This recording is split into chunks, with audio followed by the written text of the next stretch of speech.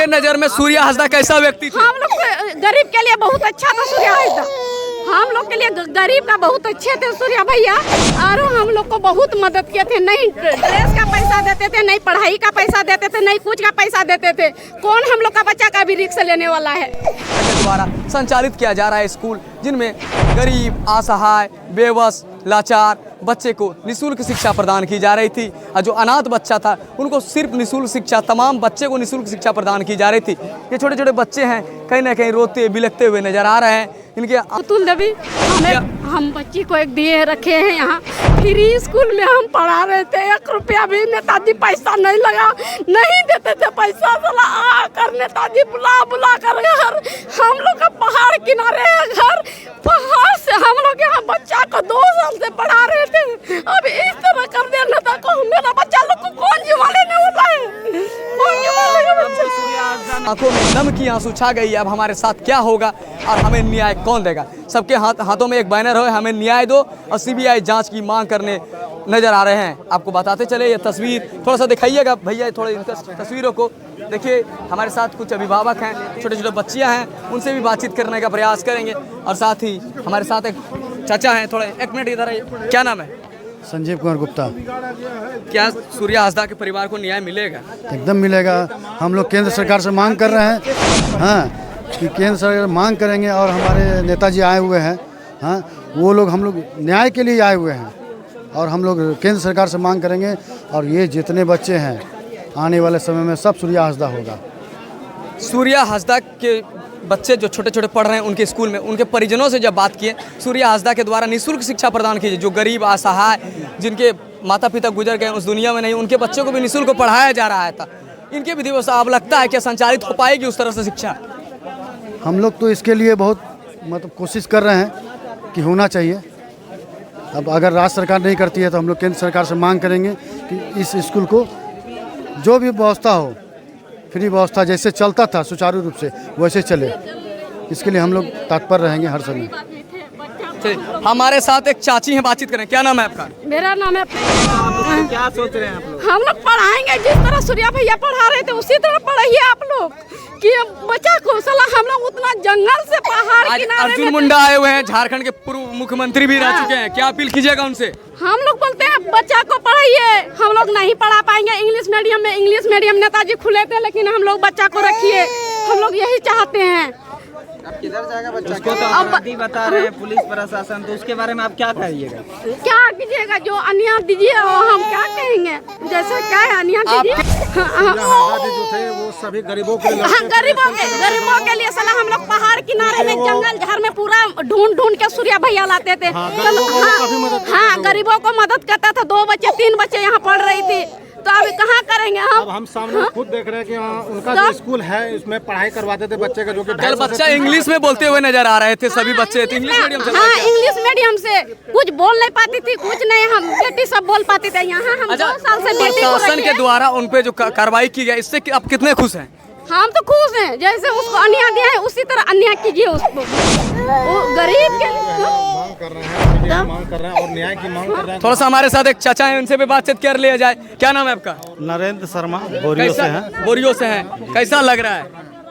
बहुत दुख का बात है। इस तरह का समाज सेवी था जो गरीबों का साथ देता था, और आज उसको इस तरह का मतलब कि इनकाउंटर कर दिया गया। ये तो बहुत दुखद बात है। यहाँ पर जो है अफसरशाही का लगता है कि राज आ गया है। अच्छा, सूर्या हासदा की छवि कैसी थी क्षेत्र में? कहीं ना कहीं 4 बार विधायक चुनाव भी लड़ चुके थे, बीजेपी से भी उम्मीदवार थे, जेएलके से भी उम्मीदवार। उनकी छवि के बारे में चर्चा हो जाए। देखिए, अगर उसका छवि नहीं था तो मेरा प्रश्न ये है कि छवि उसका अच्छा नहीं था, 4 बार चुनाव किस तरह से लड़ा? एक बार बीजेपी से चुनाव लड़े, 66,000 वोट हासिल किए थे। तो अगर उसका छवि अच्छा नहीं था, 66,000 वोट कैसे मिल जाएगा लोगों को? ये सोचने वाली बात है। सबसे पहला बात मैं बता देता हूँ, वो एक गरीब का नेता था, जिससे गरीब लोग का जो भी मुश्किल होता था उस समय एक टांग पर गरीब आदमी के काम के लिए वो खड़ा रहता था।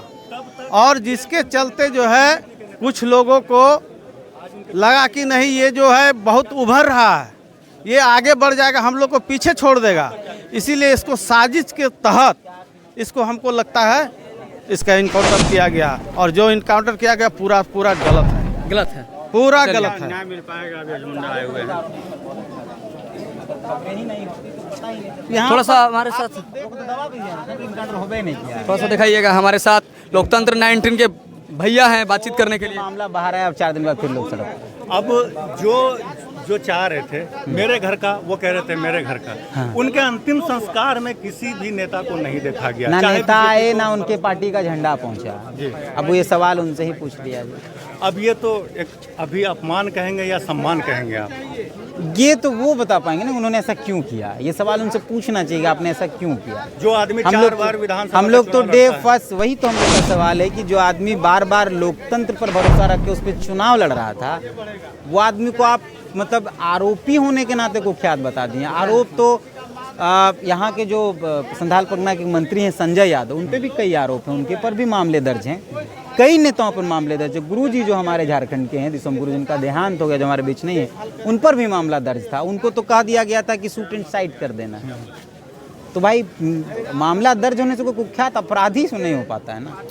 इन सारी चीज़ों से एक सवाल हट के फिर पता नहीं दोबारा मिलेंगे ना मिलेंगे। नहीं, हम आते जाते हैं। बिल्कुल।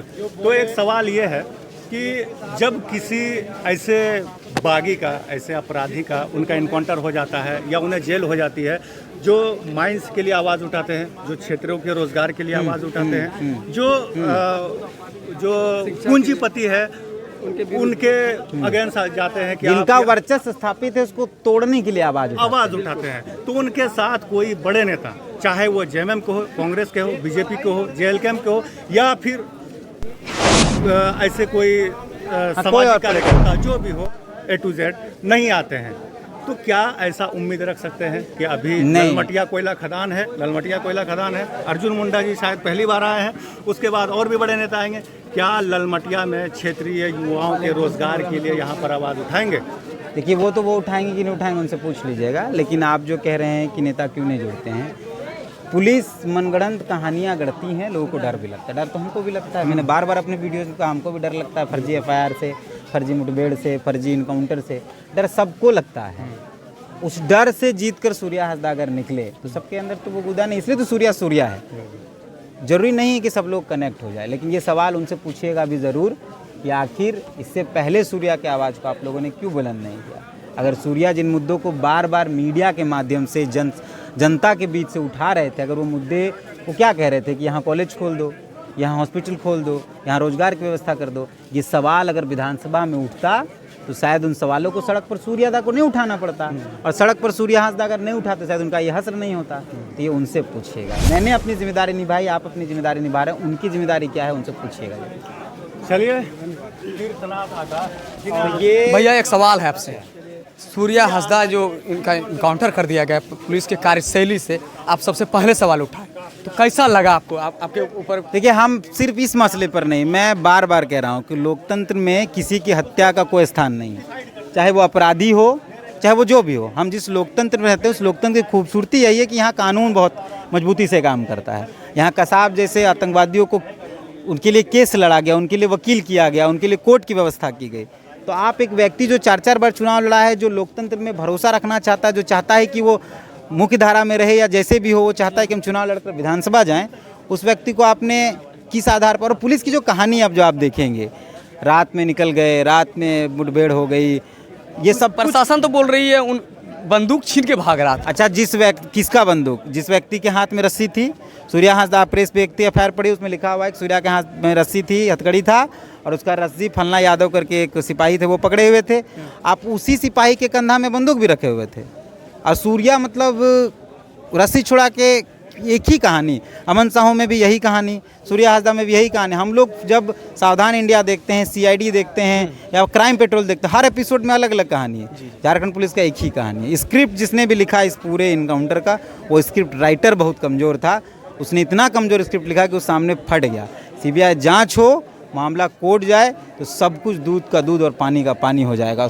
SP साहब का कॉन्फिडेंट लेवल ही बता रहा है कि कुछ तो गड़बड़ हुआ। उनका जिस तरीके से कॉन्फिडेंट डाउन दिख रहा है उस पूरे में, हम भी थोड़ा काम कर लेते हैं। चलिए, ये तस्वीर आप लोगों के बीच हम दिखाने का प्रयास करेंगे। सूर्या हंसदा के परिवार से मिलने के लिए झारखंड के बीजेपी के वरिष्ठ मुख्यमंत्री, पूर्व मुख्यमंत्री आपको बता दें अर्जुन मुंडा पधार चुके हैं। कुछ ही पलों में उनके परिजनों से मुलाकात करके बाहर आएंगे, उनसे भी बातचीत करेंगे, वार्तालाप करेंगे, क्या उनके परिवारों को उचित न्याय दिया जाएगा या नहीं। तमाम खबर के लिए हमारे साथ सम्राट न्यूज़ टीवी में बने रहें। गोड्डा से संवाददाता सोनू दुबे की रिपोर्ट। धन्यवाद।